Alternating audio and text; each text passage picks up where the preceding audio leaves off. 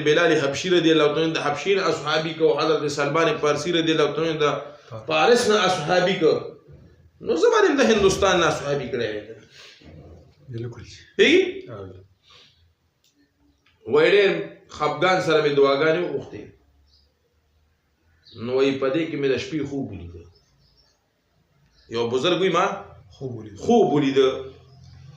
چې رسول الله صلی الله علیه و وسلم مبارک الله تعالی ورته خی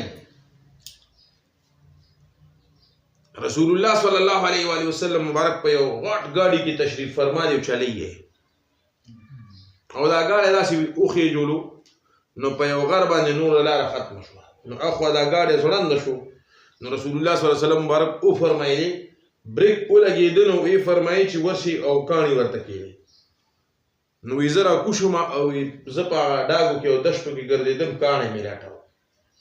نو یو غټ کاڼی مې وکته وي راوا مې اخیستو په منډه منډه مې یوړو چې ومې کته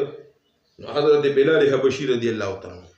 حضرت صہیب رومی رضی الله تعالی عنہ حضرت سلمان فارسی رضی الله تعالی عنہ حضرت ابوبکر صدیق رضی الله عنہ دا صحابه کرام مبارکان ټول خپل سرونه چې کوم دي ټیرونه دي خبر پی